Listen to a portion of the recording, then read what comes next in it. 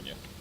Hopefully just some rest and recovery. And as happens in practice, we've had a couple guys get hurt in practice out here during the bye week. So a little counterproductive when you see that happen. But I think having the weekend off and just not having to have that sense of urgency to get ready for another team and a new scheme and then right into another one, I think everybody just needs that time to take a breath every once in a while, and I think it's good for our team. I thought we practiced really well last week.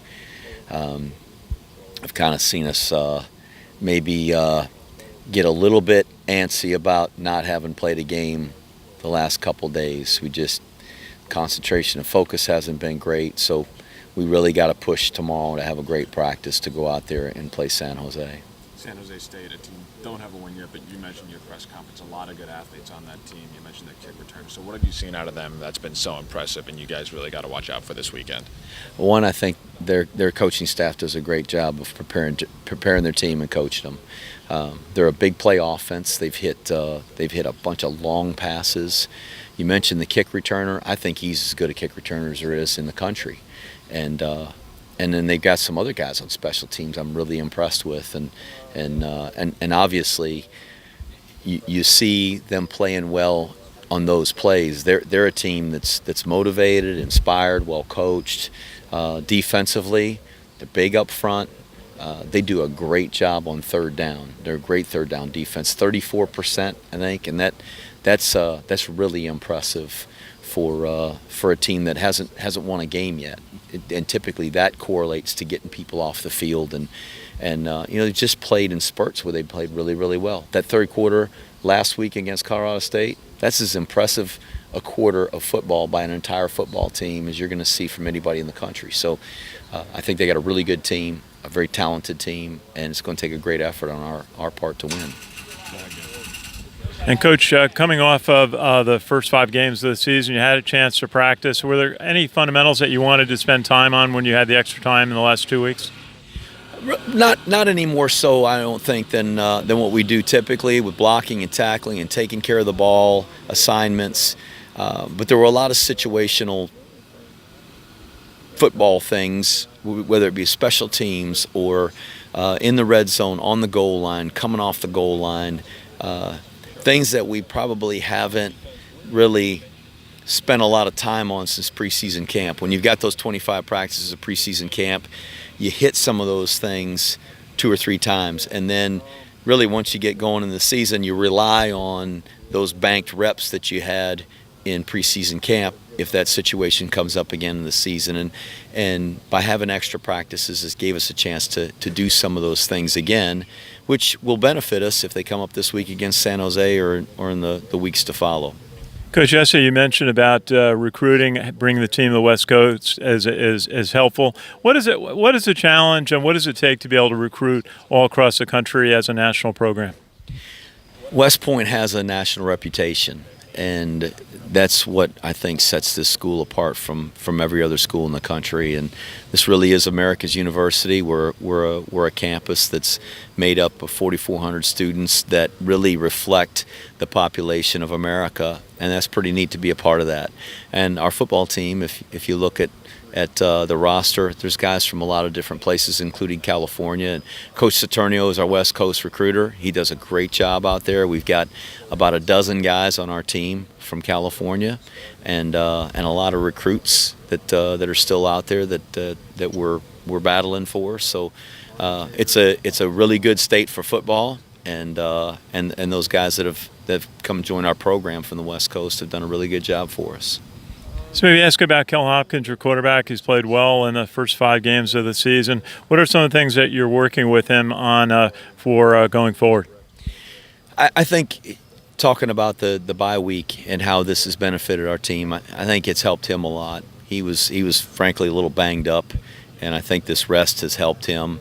I think the biggest thing is not taking care of the ball and getting it to the right guy. I think he really is very conscious of making sure he does that well, and I think he's handled the ball really well.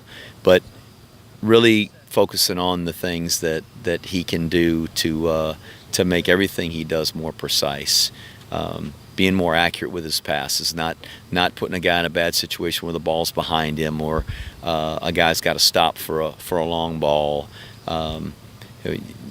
Being a little better coming off the mesh on our triple option plays and getting up into the line of scrimmage and forcing the pitch key to really be making a decision quickly about whether he's taking the quarterback or the pitch, and little things like that I think are just going to improve his play as a quarterback. So Coach Ware does a great job coaching him, and I think he's a guy that really takes a lot of pride in doing his job well and wants to do it the best he can to help our team win, and so hopefully this couple of weeks has gotten us closer to what we need him to be.